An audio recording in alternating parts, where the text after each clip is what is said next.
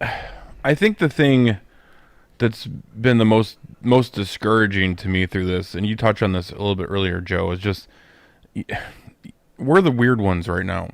If you want to zag, like you said, then you're just immediately ostracized. Even if you just raise a question, If you question the narrative. even if you say time out, that's all it takes to say time out. Like, you're immediately vilified. You're murdering people, and it's like, hold on, like, can we just talk about this for a second? Can we just try to like logically think through this? And even within Christianity, within the church, just seeing Christians turn on one another, just like, the snap of a finger, has been incredibly discouraging and sad to see. And I keep saying that we're under God's judgment. I really truly believe, we're post mill, right? So we're thinking long term. I truly believe that this is God cleansing His church and growing it. I think that we're going to see that come out of this. And when you see Christians, like, when you get a chance to talk about this, and judgment just turn on one another, you see that I think it's God cleansing us, even being blinded to truth at times because of the idolatry of fear. Yeah, and also an improper and unbiblical view of the state and its role and power. And it is powerful, because you're right, Luke. That's the main thing. If you just say, "Hey, can I just ask a question?" Yeah. Agree on the virus, deadly serious. Right. We got to love our neighbor and protect one another. Wash hands, keep proper social distancing. That would make sense. Like, all that. Like, just confirm. I'm affirming everything you're saying. Yeah. But I have a question. Right. About the consequences on a global population that will far outweigh the mortality of coronavirus and COVID-19. So I just have a question, and it's just no. Obey the government, submit, quarantine till when? September? Wait, hold on. 6 months from now. We're going to be out of work for the whole summer? Yeah. How will we feed each other? Well, we need to stop people from dying. Yeah. Question, won't that create more deaths? Yeah. Like, long-term economic disaster means deaths. I love what one of our friends, and Joe, I want you to jump in here. I love what one of our friends recently said. He said, when people say, in a context like this, people over profits, such great insight. He said, that's like saying people over food, people over water. You only have people if they're capable of producing for themselves and otherwise they're dead. Yeah. So, all right, Joe. Yeah, I've heard people talking about the need to save lives and say in Britain, for example, save the NHS, the National Health Service. Now, of course, any of us who are serious Christians are concerned about our frontline healthcare workers, and we must be. But they are not the only ones at the tip of the spear, and this is in terms of what's going on right now. Fortunately, in Canada thus far, we've had no deaths of frontline health workers that I've been able to discover, and of course, we want to be supportive of all those who are working at the bedsides of people who have been infected or are succumbing. But the economies are built around people. I mean, God alone can comprehend the complexity of how the economy of life works. And you probably noticed that one of the phrases I use in my article is that what I'm appealing for is a non-reductionist approach to the response to the virus, that Christians need to think through. What is a non-reductionist approach? What do I mean by that? Well, I mean that you cannot reduce human health and well-being to the prevention biologically of infection, because biology, or the biotic aspect of our lives, is only one aspect of our lives. I was listening to a recent study conducted about what prolongs your life, and it's known that even if you can articulate clearly, you have a sense of and can articulate the purpose of your life, you expand your life expectancy by a number of years. So in other words, the kind of faith that you have, the kind of religious root of your life, has a profound impact upon your life expectancy. We know that things like anxiety, loneliness, these things have and social interaction have a profound impact upon people's life expectancy. So the notion that you can shut down the world and save people's lives is to reduce human life and health to the biochemical aspect of reality and the way a virus might interact with it. And that's unacceptable. And and to not be allowed to raise questions about that for fear of censure or ostracism shows the state of groupthink and lemming-like kind of mindlessness that I was talking about that we're being exposed to now in our culture. Now, the good news is, in Canada, I've seen there was a National Post article which is a major newspaper here, just a couple of days ago, that did start to raise some of these questions openly about what is the truth behind the death rates, what really is the mortality rate, because you have the issue of the denominator and the numerator. The denominator is, okay, how many people are dying? But the numerator is how many people are actually infected. And until you know both of those, you cannot possibly give or offer an accurate fatality rate. In fact, a study just came out from the University of Oxford, for researchers from the University of Oxford, that are saying that it's quite possible that over 50% of the population of Britain has already got the virus. And if that's the case, then the fatality rate could be as little as 0.1 to 0.9. So to not be allowed to raise questions like that, to not be allowed to bring that up in discussion, and therefore to ask whether the response is proportionate, or to ask how long that response can go on, to me is an expression of a collective delirium. Beautiful words. Collective delirium. Very good. That's good. So, Joe, in your article, you have a section where you talk about a cure worse than the disease. I think that's very important to discuss because, people have asked. It's amazing. The last week and a half, we've tried to be extremely balanced and to affirm both aspects of this issue. Well, number one, the seriousness of COVID-19. Take it very seriously.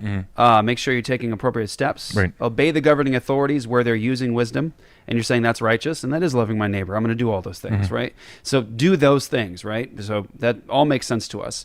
But then the other aspect of this is thinking about actually the larger segment of the global community, not just your parents and your neighbors and your loved ones, but the whole global community that's going to be just dramatically impacted by this. Yeah. I mean, we have people talking, and this is not conspiracy theory, it's just the numbers. You shut down business for 5-6 months, you're plunging us into a Great Depression. Yeah. And maybe worse than we've ever seen before in at least modern Western history. Who knows what this is going to look like? But you ask those questions, and we need to deal with both those issues. People are saying, okay, well then what's your solution? What's your solution? And I'd be happy to talk about that, and we're going to be getting to that. But let's talk about this aspect, Joe. The cure worse than the disease. President Trump brought that up. And he was vilified for it. Yeah. Essentially, Joe, it's been this. Shut up. We need to save lives. Don't talk about the future. Don't talk. Right now, we're saving lives. Don't say things like a cure worse than the disease. Right now, we need to save precious lives. Lock down, everything down. And you even mention, is this cure worse than the disease itself? Oh, you're talking about conspiracy stuff. And somebody accused me the other day of saying that I believe this is a hoax. I thought, who's ever said that? I never have. I'm asking a question as a minister of the gospel, as a Christian. How should we really be addressing this in a consistent way? So the cure worse than the disease, Joe. Well, I'm seeing in the last, it's a great point, Jeff. I've seen in the last few days, take the British magazine, The Critic, has been raising some very important questions like this now. When you factor in, which is often not discussed, the issue of comorbidities in those who are both getting the disease and dying from it, when you look at differences between the various countries, which are considerable, take Germany or Sweden, for example, over against, say, Italy, when you look at the question of excess mortality. So just to set up an answer to that question of is the cure worse than the disease. In Britain, and I'm using Britain because this is something I was discussing with a couple of doctors today. 150,000 people die on average in Britain between January and March every year. 150,000. And the Imperial College professor Neil Ferguson, who's been doing a lot of public statements on this and has been advising the government, has actually said that a half to 2/3 of the people in the UK who will die during this outbreak would have died anyway. Okay, so that's not being uncaring. This is the person who's been advising the government, and they went and locked the country down in the UK. So when you pose questions like that, the issue is we don't really know ultimately the course of this. All the models that you see talked about they're just computer models. They cannot predict the future because the variables are so wide. And so top professionals at Stanford, like John Ioannidis, for example, has called the data utterly unreliable. Rosalind Smythe in the UK, professor of child health at UCL, has said that the data in Britain is so misleading it shouldn't even be used. So when that's the issue, is it possible, you're asking, that could the cure we've got on offer right now be worse? And I think that as my article suggests, I think that the answer to that, especially as we look at the picture globally, could be yes. Just think about some of the things we're doing, just off the top of the head here. The immediate implications of the 2007-2008 crash in the markets led to 2 years of a massive increase in suicides. So studies have proven that somewhere between 4.8 and up to 6.8 increases in excess mortality through economic suicide during that period. You've got the mental health crisis that's created through anxiety, debt, home foreclosures, all of those kinds of things. You've got the loneliness and isolation of the elderly, which shortens their life expectancy. By the way, in the UK, the average life expectancy is just under 81 years of age on average. And the average age of those dying with coronavirus at the moment in the UK is 79.5 years of age. So, when you look at that purely in terms of the broader picture, these measures are being taken for a very small extension of average life expectancy among some of the elderly, perhaps 1%. If you look at the Diamond cruise ship as a quarantine vessel, as a good example of how many people, what the morbidity is likely to, what the death rate is likely to be, the mortality rate. So when you look at suicide, you look at mental health, you look at the consequences of poverty, you look at the consequences of debt. So your country has just loaded up, is it an extra $2 trillion? $2 trillion. $2 trillion. $2 trillion onto the mortgaging of the future. And here in Canada, it's something like 1.7 billion we've just added to the debt, and that's just for starters. The consequences of that, the consequences of unemployment and poverty, it's known to kill millions of people. And what's happening, it leads to the death, an early death of millions of people.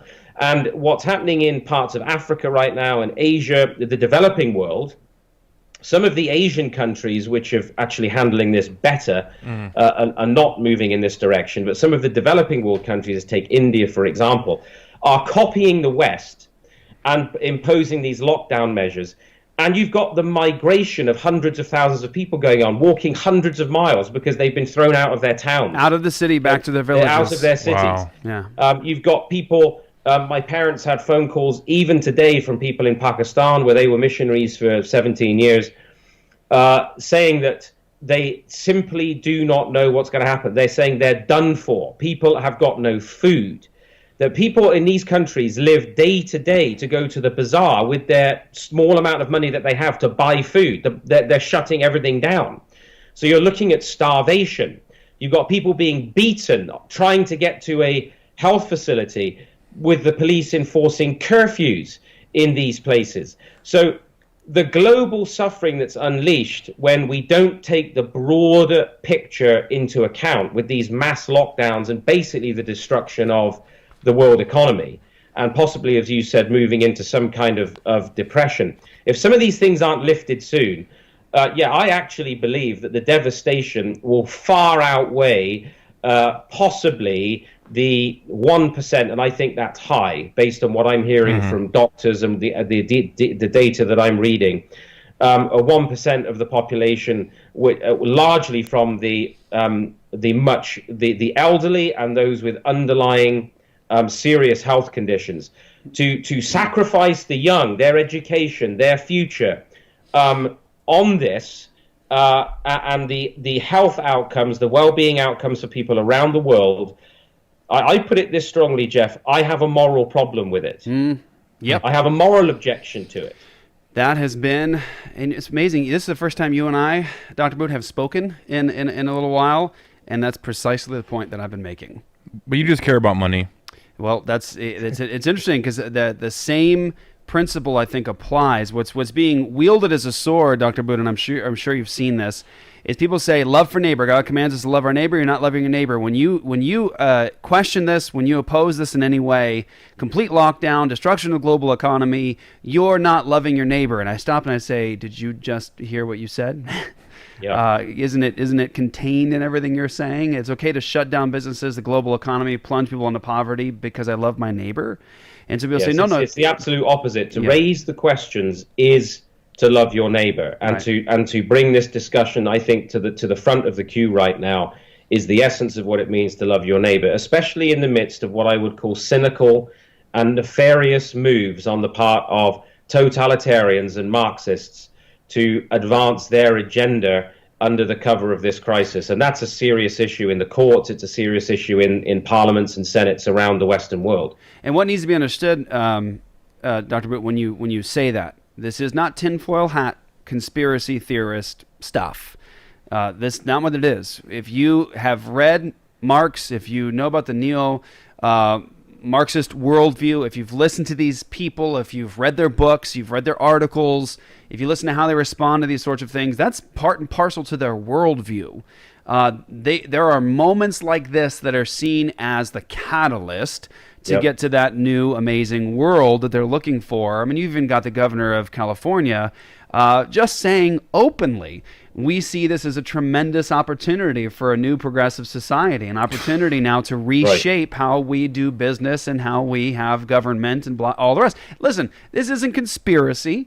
It's a tragedy, but listen, I'll prove it to you. And I hope if you disagree in any way with asking any questions right now, you just say, we need to hole up in our homes. We need to stay away from one another. 6 months is just fine. Destroy the economy. We need to save lives. I just want you to just consider our $2 trillion stimulus package. You're like, oh, for coronavirus, right? Read the bill. Isn't it interesting? A coronavirus bill has stuff in it like, a raise. Millions of dollars in a raise for the politicians. $25 million for cleaning supplies for the Capitol. And then, you've also got the Kennedy Center. $35 million. $25 million to the Kennedy Center. And you've got all this stuff too. All these different things that literally have zero to do with coronavirus. There's nothing. This was an opportunity to squeeze stuff in that was there. It was their dream list. Oh, we've always wanted this. We wanted this, and so we'll make concessions. We'll give money away to these poor people over here. But you know what? I really want the raise myself, and I really want this, and I really want. And we've been fighting for this thing. Let's squeeze it into the bill. That's how you know that this. Well, and here in Canada, it's not stopping. It's not stopping our Prime Minister saying that a 50% hike in carbon taxes is nonetheless going to go on. It's going to be necessary. It's going ahead as planned. Right. How can you, on the one hand, be offering $107 billion bailouts because government is shutting everything down, and on the other, be going ahead with throwing a mindless carbon tax, a 50% hike on the carbon taxes of your population. Now, that's ideology. Yeah, So you're absolutely right. This has got nothing to do with tinfoil hats and spacemen and conspiracy theories and everything else. This is to do what's being said. It's being written about. You're absolutely right in identifying a Marxist agenda that, look, unless you can bring down the free market, you can never install socialism. You can never install a socialistic, communistic, or Marxist world and life view. You can't. So there will be those who are rubbing their hands right now at the possibility of extending this out, these quarantines, beyond any previous Western precedent, despite the fact that there are many viruses and diseases that have a far higher mortality than this one that we've not locked down for. And I would add, without, from a Christian standpoint, without support from Scripture. Scripture does talk about the necessity, interestingly enough, for the quarantine of the sick. But not the mass quarantine of healthy populations. Yes. This is not, let's remind our listeners, a global outbreak of Ebola. This is not biohazard level 4. So I just want to see an adequate justification for projections of shutting down Western economies and people's lives and businesses while they scratch around trying to pay their mortgage and foreclosing on their houses and going into debt and losing their livelihoods. If that's being motivated in part, not across the board, let's be balanced about it, but if there are nefarious actors out there who want to expand this for ideological reasons. That's right. That's so very important to ask these questions. And, it's interesting, Dr. Boot, it's you get thrown a bone, but we're so ignorant of our history. We're so not educated properly today. Christian education systems are smaller. The public education system is larger. Those are indoctrination centers. We don't even know, in my own country, Dr. Boot, we don't even know the Constitution, what it means, why the principles are there, what these things are supposed to stand for, what they're supposed to guard against, because we don't know. We're not educated properly. We don't know the issues of worldview related to law, those sorts of things. None of that. And so what we get is a bone thrown at us. We go, hey, everybody, we're going to close your businesses down. We're going to shut down family businesses that have been around for generations. We're going to destroy the economy completely. Well, till when? Well, maybe 2 weeks. No. End of April. No, May, June. No, July. And then someone's courageous enough to say September. And then everybody goes, oh my goodness, how am I going to survive? And then they go, don't worry, we've got your back. We've got about, how big's your family? Well, I got a wife and 2 kids. Fantastic. We're going to give you, get this, about $2,500. And you go, I'm getting $2,500 from the government. And then all of a sudden you go, but wait, how much is my mortgage over 4 months? How much is food over 4 months? How much is this? How much is that? You realize $2,000? Yeah. I mean, it costs $2,000 to have a shack apartment in Kauai where we have a church plant. True. How's that going to settle you for 2 months, 3 months? I mean, even we talked last week at the island of Kauai where we have a church plant, annihilated. I mean, businesses shut down. Their one movie theater they had left couldn't make it past the 2-week mark. They've talked about now shutting down the hotels on Kauai. They're not opening them until June. How are you going to survive? These people live off of the tourist industry. We had plans to go to Kauai. I have no idea how to go help them right now because we have to go and be subjected to a 2-week quarantine. Even getting there, the flights are canceled, so no one's coming in. Then you have the issue of all the businesses shut down there. The question is, how are our neighbors going to survive?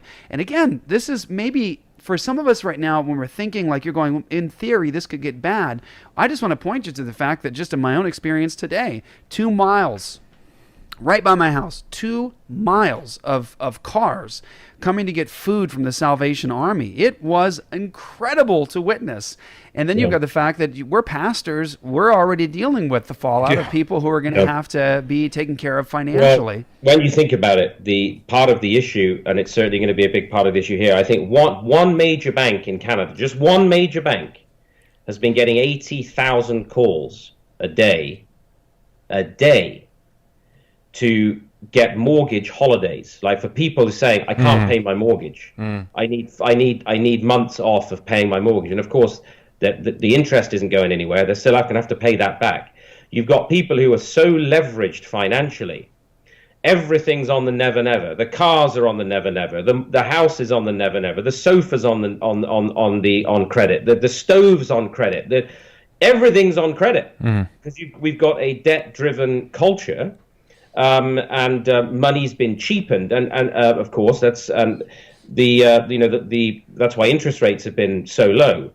And what happens when you pump $2 trillion in printed money that's backed by nothing into the economy is that everybody who's been provident and saving and trying to be responsible and put less burden on the state, their savings get devalued. Money gets devalued again.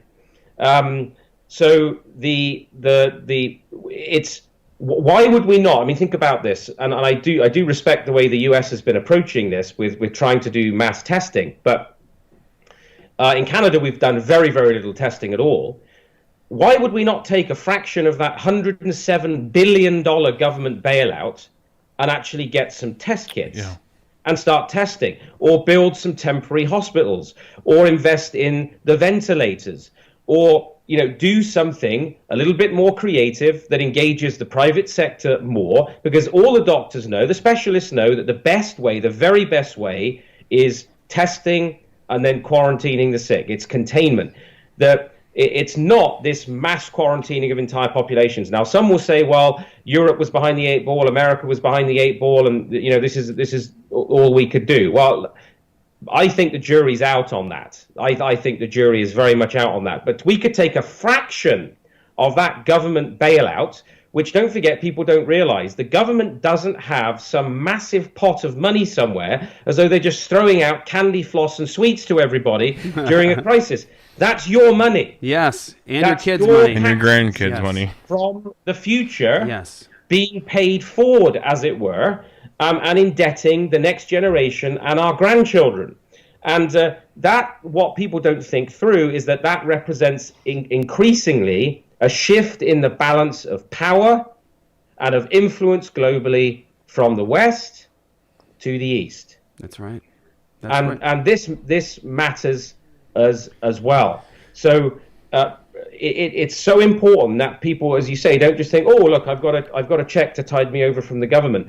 I've got friends who own small businesses who've already had to lay off a third of their workforce. Yeah. And if something doesn't change soon, they're finished. Right. They can't pay their staff. They won't be able to pay their mortgage. Yes. And what are they going to do for a job?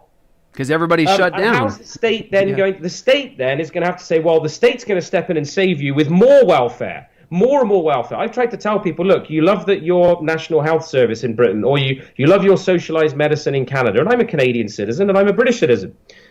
Okay, there will be no socialized medicine if the economy is driven through the floor. Yes. That's a good point. There will be who's going to pay for it.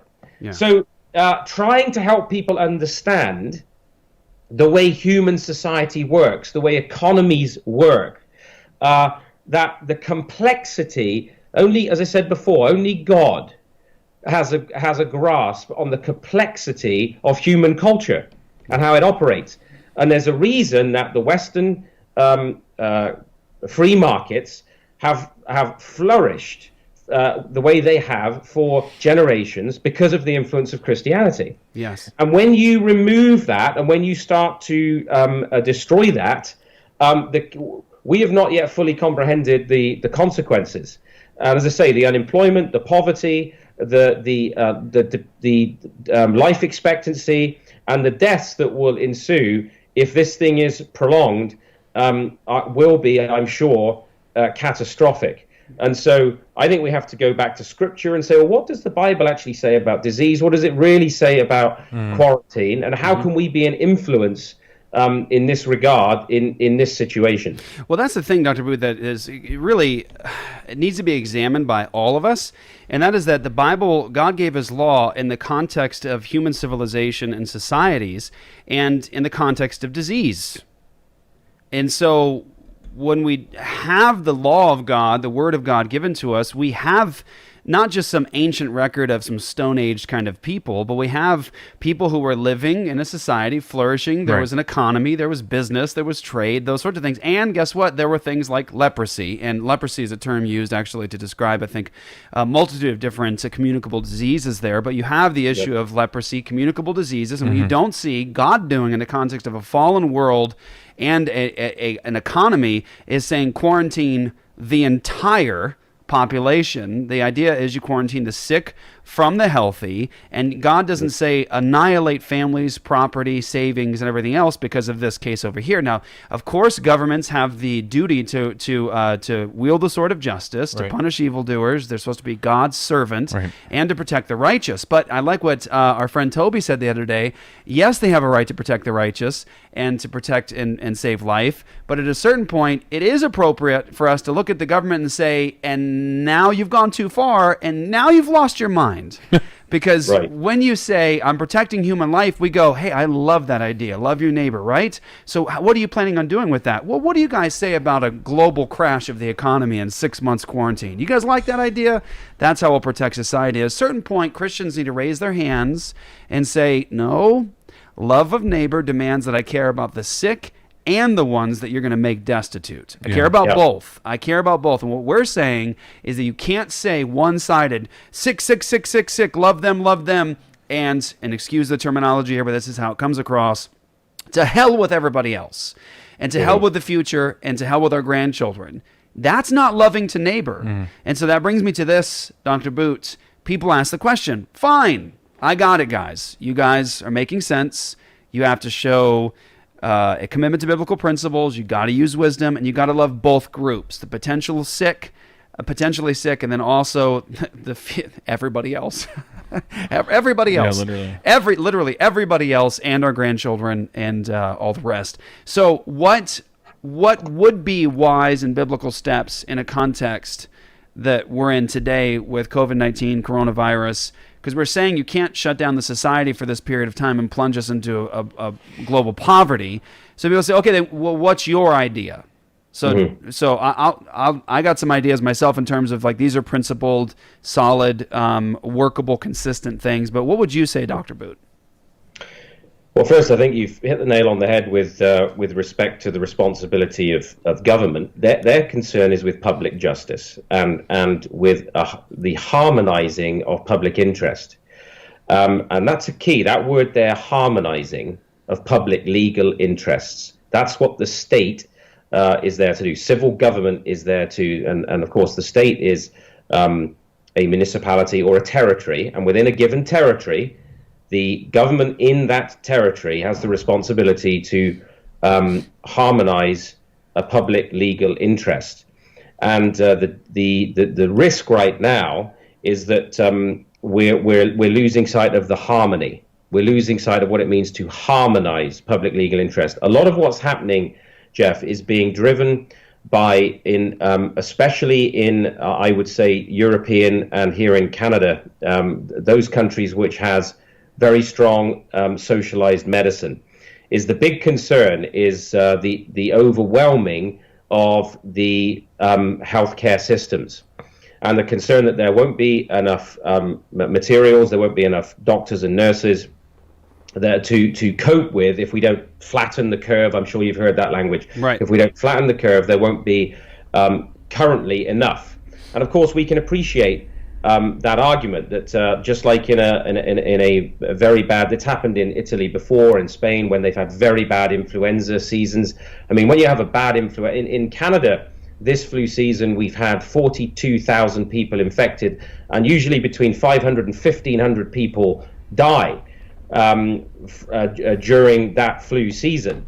That's 10 to 15 times more than we've seen die currently in Canada from this. Now, of course, I'm not suggesting that this is just a flu virus at all. I'm just using that as a comparison, that health services are often in socialized medicine systems on the brink of being overwhelmed. And that's been the concern. And so I have given thought to, well, what does it mean to offer an alternative response? And the professionals who are infectious disease specialists totally agree that the answer, the real answer to understanding denominator and numerator and to containing this whole thing in a measured way is testing and isolating of the disease, and then if possible testing after the fact for those who now have already in the population have antibodies. They're not susceptible to it because they've either had it or they already had some kind of immunity. And as I mentioned before, I think with all of the massive public spending that's going into trying to save small businesses and families, and there's just not enough money to do that, realistically, why not let's react as we would in a military crisis by, if necessary, temporary hospitals, putting private manufacturing to work, as I think is going on in the US right now, to make the equipment that's necessary, to have reasonable, rational social distancing measures, although I should add, social distancing is a luxury of the rich. If you're in Pakistan or India and you've got 15 people living in a one-room or two-bedroom, house, and that may be putting it generously, in many instances hovel, you don't have the luxury of social distancing. So let's just remember as well that when we in the West talk about that as we cope with our end of the problem, we've got the luxury of social distancing, but we could maintain limited social distancing measures like recommending against handshakes and so on and so forth and hugs for a period of time. There can be reasonable measured things that are done to try and limit spread and overwhelming of the system, and we can put more resource into the system. And that means then getting people back to work. I mean, look, take Sweden as an example. Sweden's primary schools are largely open. Restaurants are still open. Businesses are still operating. They've put certain restrictions in place to try and limit spread, but there are other countries who are handling it differently. And I think we could do that. And then there just comes, and I don't want to sound in the least bit cold about it, because as we've already caveated, I hope, enough times. You've done it so many times. Yes. I've done it half a dozen times. Yeah. But there also is going to come a point, as we've said, with the fallout of this, politically, socially, and health-wise for people, that it will get to the point where it doesn't matter if it spreads and we end up just getting herd immunity and 1% or less succumb, because the destruction of not just getting back to work will mean 3%, 4%, 5% or more globally succumb to the consequences. Yes. Man. Powerful. I don't need to add anything else to that. That's all I needed to say. That's good. And it's interesting because, Joe, we've continued to have worship, but the very first thing we did is try to examine the situation, not out of panic, fear, worry, but wisdom. What are the numbers? What do we have right now? What's this look like? Well, we're dealing with this sort of thing on a regular basis, and we're not suggesting that we destroy everybody's lives and the future, nor are we shutting down worship in Arizona every year. We've got all these people dying from the seasonal flu. It happens all the time. Not saying this is the flu. Right. Not saying that this is not a big deal and it doesn't hurt to see people die. It's just in terms of, it's a fallen world and people are constantly having to engage with this sort of a thing. But we said, okay, we need to be wise. Yeah. So what do we do? Yes. We said, everybody, make sure if you're sick, you are not coming to church. Yeah. We told people you need to stay quarantined to love your church right now. Don't come to church right now. We love you. We're here for you. We'll meet with you. We'll meet with you face to face or even over the phone. Whatever. We're still going to minister to you. Just right now, stay away. We've got everyone. We're coming to church. Nobody touch each other. Nobody shake hands. Nobody hug. If you are sick at all or you have been sick, stay away for an appropriate period of time. If you do not come in here coughing or sneezing, we make it very, very clear. We're not going to be happy with you if you're coughing around us right now. And we've taken measures in terms of using hand sanitizer, all that we possibly can to say, even before and after church. Look, guys, don't hang around in the sanctuary. Don't be hanging around talking to each other face to face. Let's come in and do worship and let's get out. And the sick need to stay away. And that's how we've managed it. And we're still doing worship. We're still gathering together, because at the same time, I'm looking at this as a pastor and I'm saying, everything that all the experts are saying on both sides of this issue, whether they think it's the catastrophic end or whatever the case may be, this is not the Black Plague in Phoenix. And so based upon that, we have to use wisdom about how we love God, love one another, do worship, and actually open up for commerce. Yeah. Yes. And Joe, I would add that yeah. we can recommend the isolation of the elderly for a limited period of time, the very elderly, and those with pre-existing conditions who we might call the vulnerable. Yeah. And we can find ways to serve those people, keep them connected until the worst of that crisis is over. So of the COVID-19 crisis is over. So those kinds of measures could be taken. And I would say probably some would say, well, that's what we're trying to get to. But that comes back to the issue of, well, for how long and in terms of what consequences. And I am concerned about civil liberties. In Britain, a social critic called Peter Hitchens, who was the brother of Christopher Hitchens, Right. he's a Christian actually, Peter Hitchens, and he's written on this about the surrender of civil liberties that are going on right now. The Liberal government here tried to smuggle in and failed a bill that would have given them 2 years of carte blanche for tax raising, borrowing, and spending in this crisis. You've got police drones in parts of England flying over the countryside to catch people who are out walking. You've got snitch lines everywhere for people to snitch on other people. That's true here in Canada as well, in case they're seen in a group that's slightly too large. You're getting powers of curfew. There's been a Catholic church here that's been fined for a gathering that was considered too large. So the surrender of civil liberties is also an important issue. It's not getting much airtime. It's getting very little airplay. But what happens is when governments give themselves temporary powers to do certain things, and we've seen this before, especially in wartime, these precedents and even sometimes these powers hang around. So even when there's a sunset clause and they say, well, this is only going to last a year, and then that bill will just automatically, that law will fall off the books. Yeah, but you've now got precedent. And some of these powers don't always disappear. You look at the result of what happened after World War II in Britain, and the country was changed forever by the new powers that were accorded to the state. And I'm genuinely concerned about that, because unless you have what I would call a worked out Christian view of society, which I would argue is given to us by Abraham Kuyper in the idea of sphere sovereignty. I think it's a creational principle, that there are different spheres of life and authority that are given different areas of responsibility and authority and jurisdiction. Mm-hmm. Totalitarianism means the swallowing up by one area of life all the other areas in a parts to whole fashion, so that the family and the church and private business and everything else just becomes a part of a subsidiary part of actually the state. And if you take Germany as an example, with their massive bailout or stimulus plan, the German government is going to end up owning huge portions of private businesses across the country. Yep. Banks are going to be owned by governments. Businesses are going to be owned by the government. That is a genuine threat to freedom. Yes, it is. And so what we're asking, Jeff, what I guess I'm asking is, what price tag? What is the price tag politically, socially?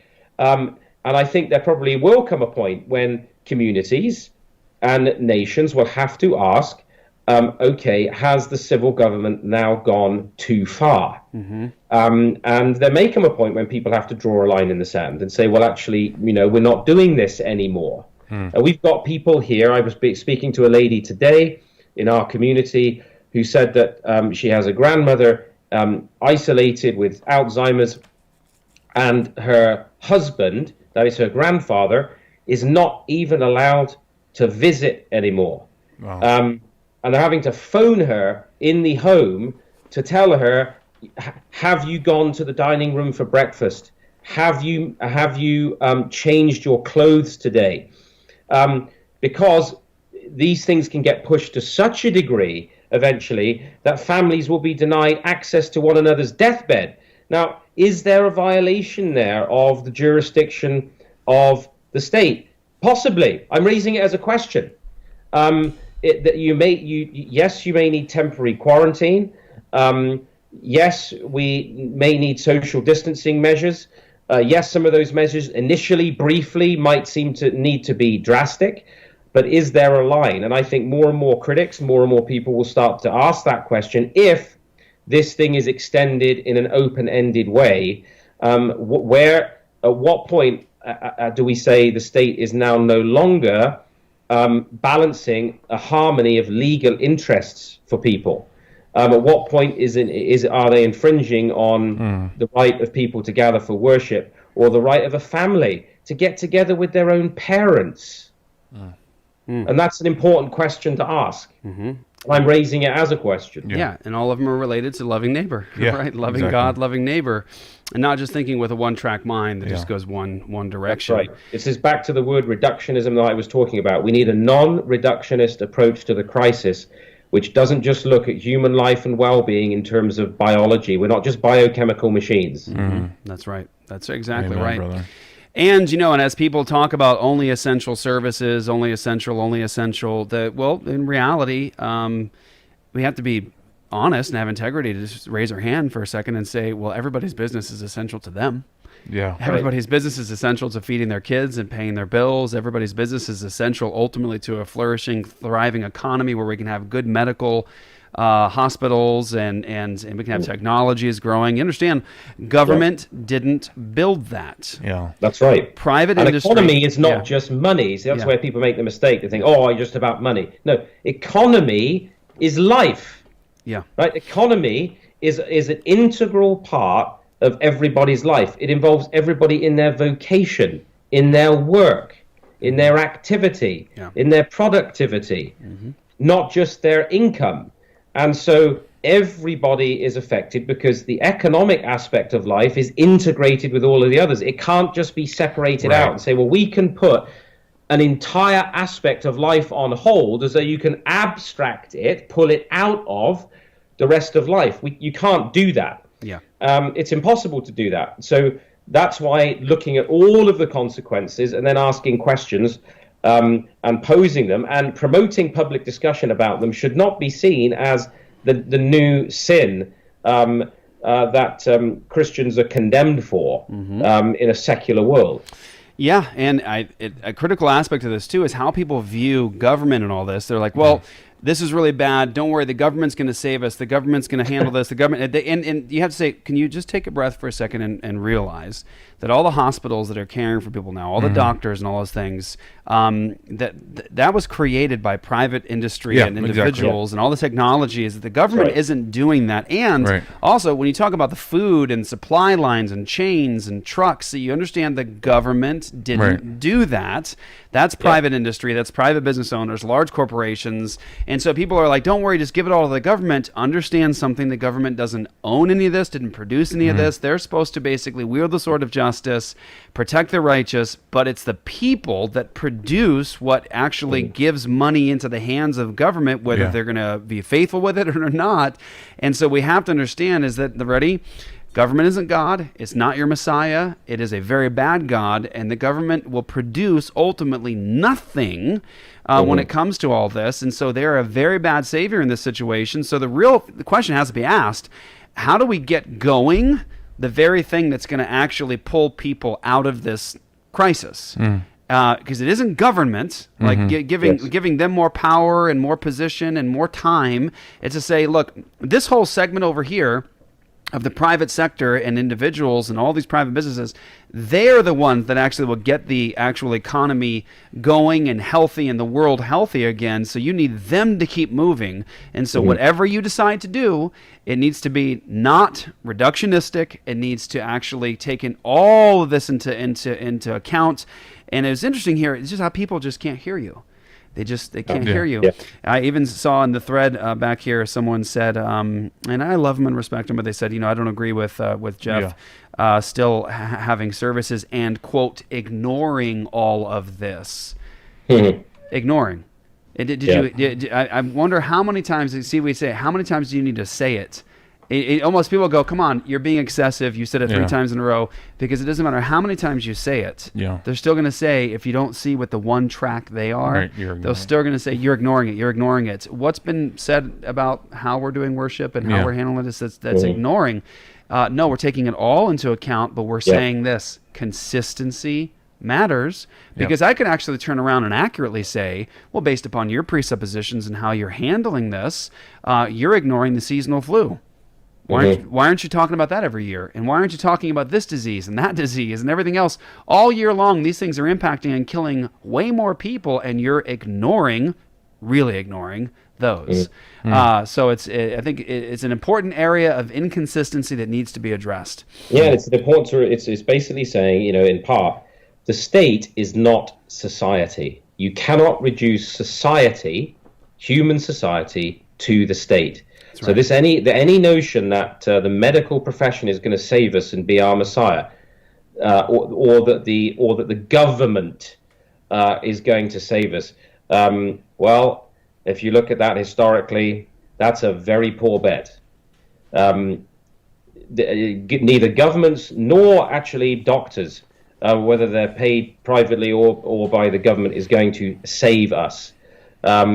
We're thankful for doctors. We're thankful for medicine in improving quality of life, in helping us avoid unnecessary medical risks, and so on and so forth.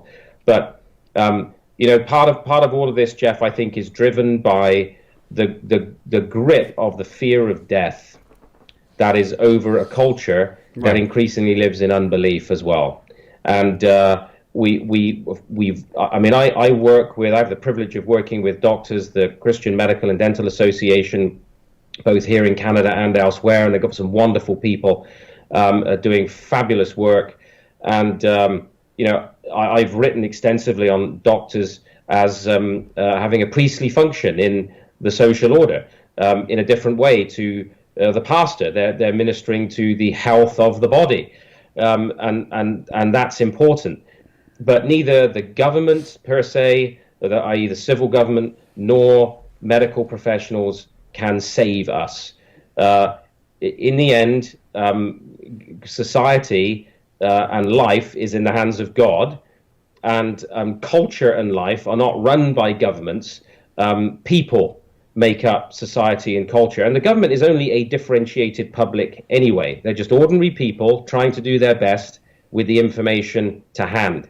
And I think I mentioned in my article that some of the panicked response, I feel, has an element of self-preservation, not love of neighbor in it. That people are, in part, I mentioned another motive among some of the ideologues, which I think is, let's rupture the continuity of history here. If we can blow certain things up beyond proportion.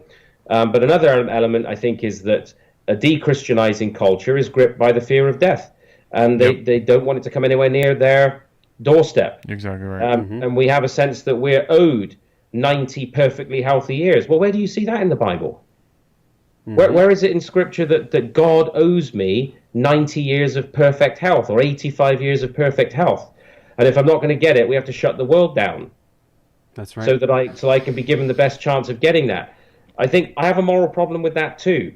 And I think if we had greater faith and trust in God and not government, we'd have a less reductionist and more balanced approach to the crisis. Amen.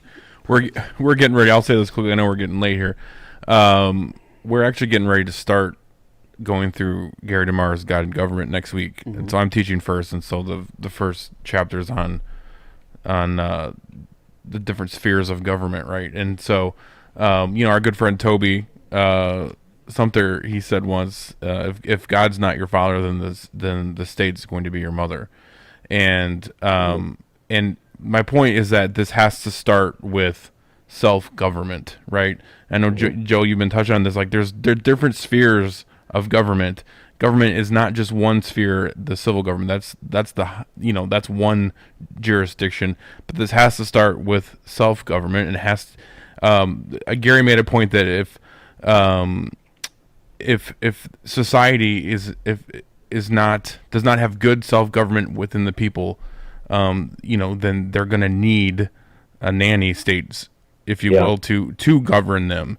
And the only way to truly have a good society and a good culture is to have self-governed people, and they have to be self-governed according to God's standards. And if not, then we have what we have now. Yeah. And in the meantime, maybe we could encourage the world to stop eating rodents and other unclean creatures that are carrying these bugs. It's actually, I read a very interesting piece in History Today, to a British history journal, looking at the origins of the plague. You mentioned that on the program already, Jeff, the Black Death, the plague. And it's Yersinia pestis, I think, is the Latin name for it. But that's also came out of we've tracked it now. Specialists in the field at looking at the genealogy of infectious disease, that it can be traced back to central China and the eating of rodents. And I know this is not a popular point to discuss, and I'm certainly not saying there aren't bad eating habits in the West. There are, but the clean and unclean distinctions of the Bible. I'm not suggesting anyone's sinning to have a bacon sandwich, but make sure that bacon has been properly prepared, at least cooked sufficiently well. Now, make sure it's Canadian bacon. In other words, I enjoy, like you gentlemen, I don't know whether I'm even allowed to say this, a glass of wine, a pint of beer, and a cigar periodically. But I'm aware, as a human being, as a free agent, that there are potential medical consequences to smoking a cigar, and alcohol consumption, or eating fast food, or going to McDonald's or whatever, or being overweight. There are all kinds of consequences to that. Now, it's not a sin to have a Big Mac and supersize me on the fries. It's not a moral offense against God. And I would say, in the same way, chowing down on your bacon sandwich is not a sin. It's not going to affect your salvation. But the clean, unclean distinction in the Bible, which long predates Moses and goes all the way back to Noah, is a meaningful one. And God wants us to be healthy. And so there is wisdom in the dietary laws of Scripture. I mean, who would have thought that that centuries before microbiology, the people of Israel would have an understanding of quarantine and of testing and of destroying with fire the clothes and even the homes of those who have died of infectious disease, because we now know, of course, that certain temperatures destroy those microbes. So there's wisdom in all of it. And if we would stop eating some of these animals raw and eating unclean animals, that would help us a lot with some of these viruses, because the coronaviruses, have this same origin, and the plague had that same origin. Amen. Rodents and flying rodents. Yep. Well, exactly. Dr. Boot, we love you, brother, and thank you so very much.